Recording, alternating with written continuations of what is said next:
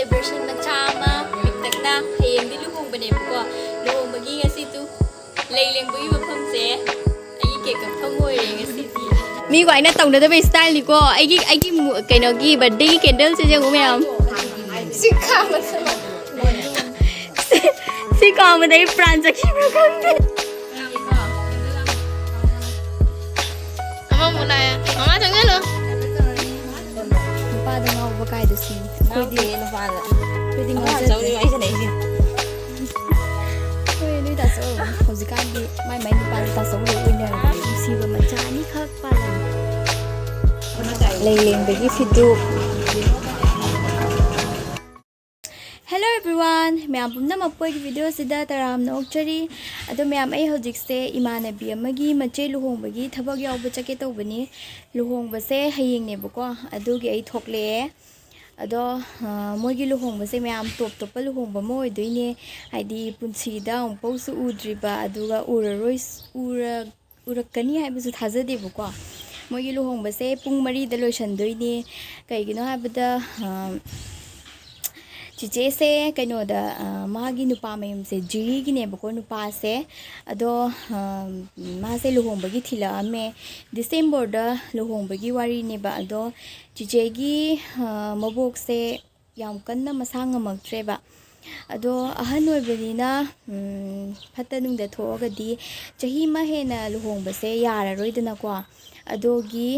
अदोगा नुपा मयम गी सो होजिक जिरी ददी लान कन्ना तौरिदना को नुपा मयुम फाउबा धमान मतोम से लाकप्रा खंगदेबा कइगिनो हाबा कांदा होजिकती लान कन्ना तौसलकपदगी मोइसे होजि थोकपा याद्रे का हाइनेबको अदो कमाय तौदोइनो खंगदे अदो नुपा तंग लागा तोकप्रसु खंगदेबा अदुदुना नुपारोंगिसु येंगागा नुपीरोंगिसु येंगागा हाइदि दुम पिकतकना लोइसलेबको अदुम अदुनी अदो मयामदसु दुमिंग हलके कमाय तौबनो हाइबदो मोगी लुहोंबसे पुंग 3 दा लोइसनबे वारी नेबा अदोनी मैम आई हौजिक थोए अदो हैनो मचानी का पालेबको अदुसु येंग हलके मैम हैनो पालिसे मपान मैम सारमबनी लोइ केनग्र माल अनि ख पाल लेरमे येंगु मैम नुंसीबा मचानी खक पालमे कोई बेना सु थोकले मा गैगा पुना चले फिर फजबगा लिथदना मादी अदो मा हौजिक मोबाइल कन उंजरी नंगा होन गे ब्लॉग सिदा मोबाइल कन उंजरी नुपा दा ngauba kai da si खोइदि नुपा दा खोइदि ngauja जौनि वाइ सनै सि ओइ नुइ दा सर हौजिकान दि माइ नुपा ता सौ लोइ ओइना रबनि अदो यौरे अखरा जौनि वाइ सनै सि ला चप्पल होइना हनु बिजु मोबाइल देनी ना मौ ममा लेरे अदैनि दमाय तना आइ मैम अखोइ मिनो काला ए मौगी मचे मौगी मनाउ पि कैस मौगी मनाउ नु पिनेबे सिसु अदो ला ए माइ मचान पासे ngो सो ngoi संगोम नि संगोम अमुते बा संगोम नि Yang lo xóm nhang xóm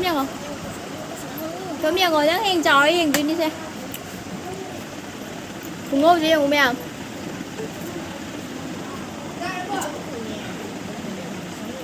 bà mình sáng ngô với cái mình ta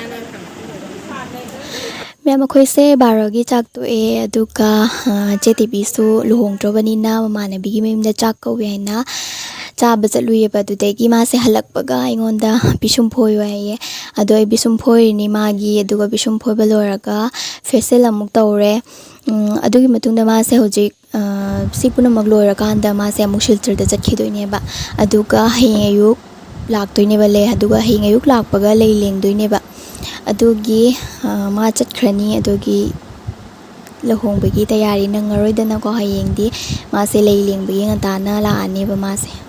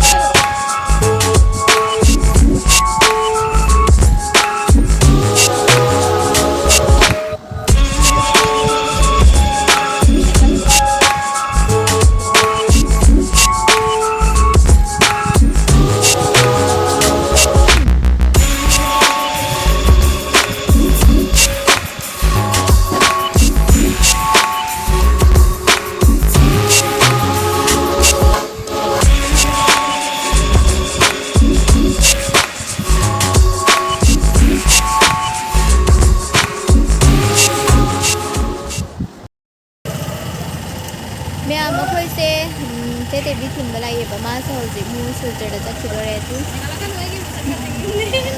ꯃꯥ ꯍꯧꯖꯤꯛ ꯁꯤꯜꯆꯔ ꯆꯠꯈꯤꯗꯣꯔꯦ ꯑꯗꯨꯒꯤ ꯃꯥ ꯍꯌꯦꯡ ꯂꯨꯍꯣꯡꯗꯣꯔꯦ ꯑꯗꯨ ꯑꯣꯏꯇꯥꯔꯒꯁꯨ ꯃꯧ ꯑꯃ ꯑꯣꯏꯇꯥꯔꯒꯁꯨ ꯌꯨꯝꯗ ꯄꯣꯊꯥꯅ ꯂꯩꯕꯗꯣ ꯐꯪꯗ꯭ꯔꯦꯕ ꯃꯥ ꯍꯧꯖꯤꯛ ꯀꯣꯏ ꯆꯦꯟꯗꯅ ꯑꯃꯨꯛ ꯇꯣꯏꯕ ꯍꯌꯦꯡ ꯑꯌꯨꯛ ꯄꯨꯡ ꯉꯟꯇꯥ ꯂꯥꯛꯇꯣꯏꯅꯤ ꯑꯩꯈꯣꯏ ꯍꯧꯖꯤꯛ ꯕꯦꯀꯣ ꯑꯩꯈꯣꯏ ꯍꯧꯖꯤꯛ ꯕ꯭ꯂꯣꯒꯔꯒꯤ ꯕꯥꯔꯗꯦꯁꯨ ꯁꯦꯂꯦꯕ꯭ꯔꯦꯠ ꯇꯧꯗꯣꯔꯤ ꯑꯗꯨꯅ ꯀꯦꯛꯁꯨ ꯑꯣꯏꯅ ꯀꯛꯆꯕ ꯑꯣꯏꯅ ꯂꯥꯛꯇꯣꯔꯤ ꯉꯁꯤꯁꯦ ꯑꯩꯒꯤ ꯕꯥꯔꯗꯦꯅꯦꯕꯀꯣ ꯑꯩꯅ ꯀꯦꯛꯁꯦ ꯀꯛꯑꯔꯣꯏ ꯍꯥꯏꯕꯅꯦꯕꯀꯣ ꯑꯗꯣ ꯆꯤꯆꯦꯁꯤꯅ ꯌꯥꯗꯦ ꯃꯥꯅ ꯑꯩꯒꯤ ꯀꯦꯛ ꯀꯛꯍꯟꯗꯣꯔꯦꯕ ꯑꯩꯅꯗꯤ ꯀꯩ ꯍꯥꯏꯒꯦ ꯑꯣ ꯃꯥꯅꯁꯨ ꯃꯣꯏꯕꯥꯅꯤꯅ ꯑꯩ ꯀꯦꯛ ꯀꯛꯍꯟꯗꯣꯔꯤ ꯅꯝꯗꯅ ꯑꯗꯨꯅꯤ ꯌꯦꯡꯉꯁꯦ ꯑꯩ ꯀꯛꯑꯔꯣꯏꯒ ꯌꯥꯗꯦꯕ ꯃꯣꯏꯅ ꯁꯤꯅꯤ ꯌꯥꯄꯣꯠꯇꯦꯁꯦ ꯅꯨꯡꯁꯤꯗꯅ ꯊꯦꯡꯀ꯭ꯌꯨ ꯋꯦꯜꯀꯝ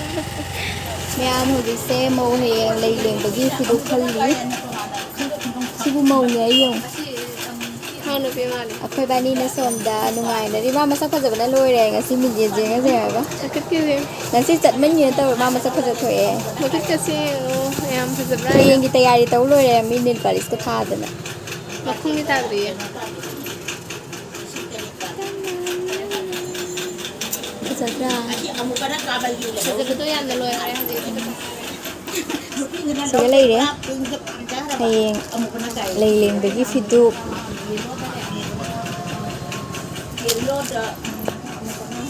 ꯄꯤꯡꯁꯤ ꯑꯩꯉꯣꯟꯗ ꯑꯩꯗꯤ ꯄꯨꯟꯁꯤꯗ ꯄꯤꯡꯁꯦ ꯑꯩ ꯄꯥꯝꯖꯗꯦꯕ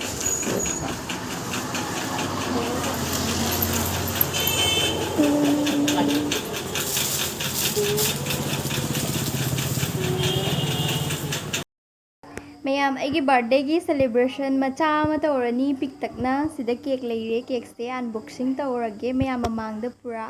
ꯑꯗꯣ ꯀꯦꯛꯁꯦ ꯅꯥꯎꯇꯣꯝꯕꯤꯅ ꯑꯩꯒꯤꯗꯃꯛꯇ ꯄꯨꯕꯤꯔꯛꯄꯅꯦꯕ ꯆꯦ ꯇꯦꯕꯤꯅꯁꯨ ꯆꯦ ꯇꯦꯕꯤꯒ ꯅꯥꯎꯇꯣꯝꯕꯤꯒ ꯇꯧꯔꯒ ꯄꯤꯔꯛꯄꯅꯦ ꯑꯗꯣ ꯆꯦ ꯇꯦꯕꯤꯗꯤ ꯆꯠꯈꯔꯦ ꯁꯤꯒ ꯂꯩꯔꯦ ꯍꯥꯏꯐꯦꯠ ꯊꯥꯕꯤꯔꯤ ꯑꯩꯒꯤꯗꯃꯛꯇ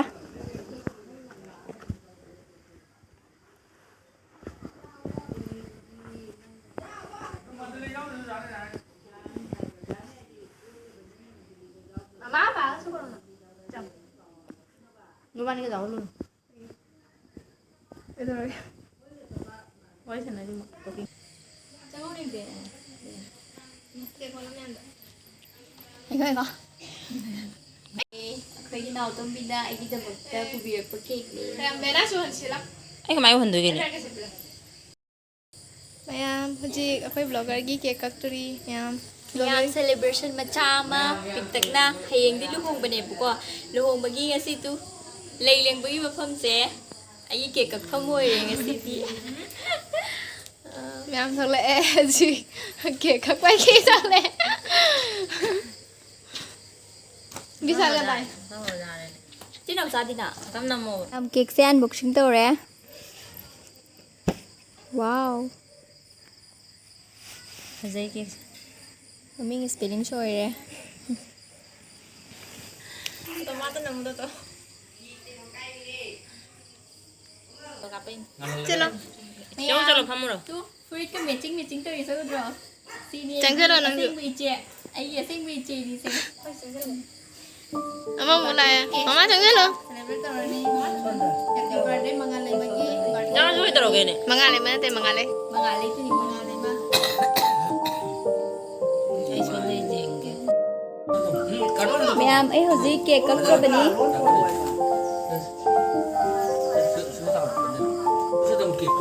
ꯁꯤꯒꯅ ꯑꯩꯈꯣꯏ ꯆꯦ ꯅꯥꯎꯆꯥ ꯂꯩꯔꯦ 매칭 프리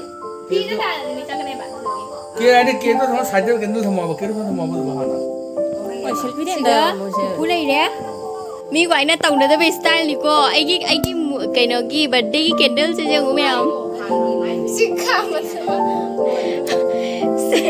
ꯁꯤ ꯀꯥꯝꯕꯗ ꯑꯩ ꯄ꯭ꯔꯥꯟ ꯆꯠꯈꯤꯕ꯭ꯔꯥ ꯈꯪꯗꯦ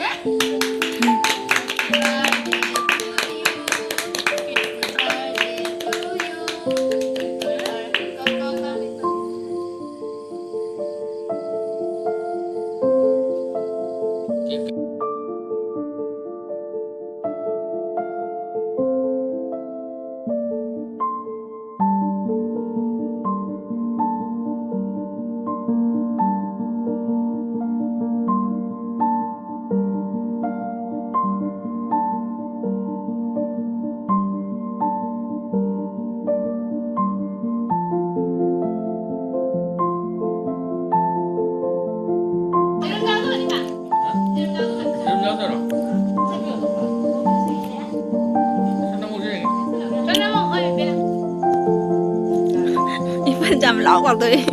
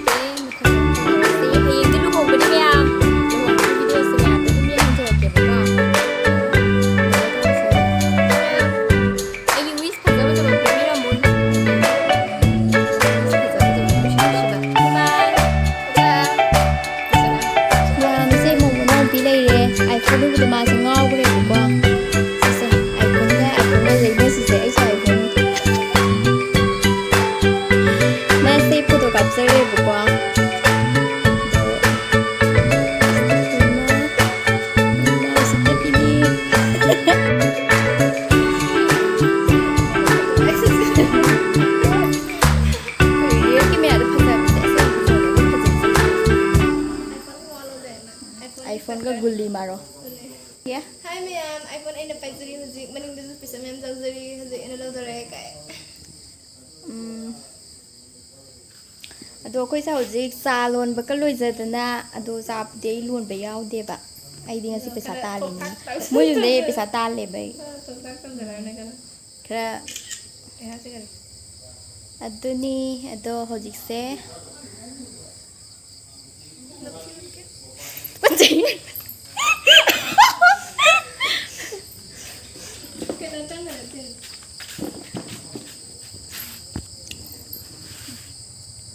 Itu video kata kami itu tadi. Fazai ni siga. Nanti waktu kita kata kau terlibat. Namthi lo yaudoi ni. Maya moi gi luhong ba se top top pa luhong ba mo oi doi ne ba. Punsi gi su amuga da su uraroi da ba. Aduga aham amukhana